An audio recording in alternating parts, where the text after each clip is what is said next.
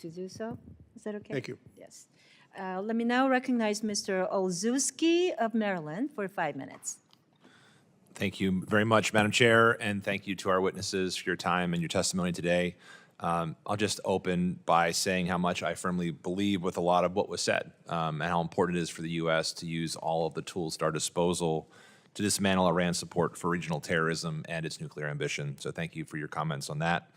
We know that a strong Iranian sanctions regime, which I support and this administration has imposed, is critical to limit the revenue that Iran uses to fund its military and terror proxies in the region.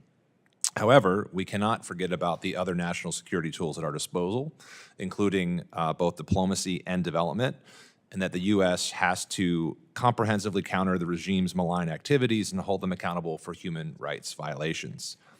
The use of force should be an option, but it should also be our last resort option. Again, we need a comprehensive toolbox to prevent Iran from becoming nuclear equipped and to address the root causes of these abuses. I support a zero-tolerance approach for attacks by Iran's proxies on the United States and our interests. But again, I also believe that any U.S. action must also be taken in accordance with the law and in ways that protects classified information and civilians overseas. It's also worth noting and reiterating that this administration's gutting of foreign assistance programs will only weaken that response. There was a program implemented by a nonprofit back in my home state of Maryland that supported religious and minorities in northern Iraq, in part not to join Iran-backed militias. This project supported thousands of young Yazidis and Christians in a youth employment project to provide financial incentives not to join these armed groups. In its absence, we risk migration and radicalization, including to these Iran-backed proxy groups.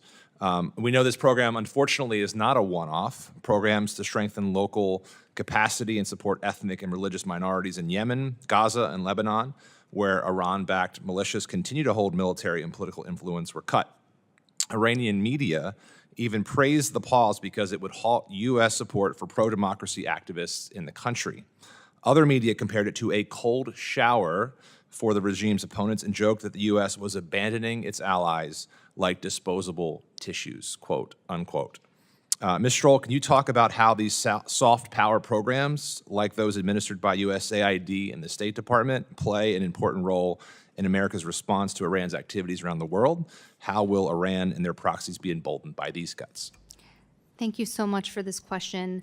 When we think about all of the different areas where Iran's threat network has been degraded, Gaza, Lebanon, Syria, to some extent Iraq, right now Yemen, what we need to think about is the other side of combat operations. And that's not just humanitarian aid, it's stabilization, reconstruction. Societies and communities need to have something on the other side in order to build up their resilience to resist what the Iranians are going to do, which is try to rebuild their illicit networks for arming, funding, training both fighters and then weapon shipments, drug shipments, et cetera. So we have to give those communities resources to build up their resilience, and we have to give the emerging leaders of these nascent governments the opportunity to deliver for their people, and there I'm specifically talking about Lebanon and Syria. So the pause and dismantling of USAID is not just about the humanitarian aid being taken off the table, it's the non-humanitarian aid, the stabilization assistance, and then it's the decades of U.S. investment in developing our technical expertise, our national security practitioners, our development and technical assistance providers who understand that reconstruction and stabilization on the other side of conflict is inherently a political task, not a military task.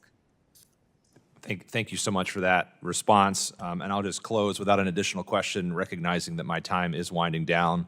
But just reiterating what my colleague, Representative Keating, honed in earlier, and just advancing my concern, Madam Chair, about the reckless use of platforms that are not secure and in the sharing of very sensitive data. It is not a way to conduct military operations, nor diplomatic operations, nor to impose sanctions. And so I'm deeply concerned about the actions of some of our most highest ranking officials and the fact there's been no accountability. And with that, I'll yield back. Thank you. Thank you. Let me now recognize Mr. Baird from Indiana for 5 minutes.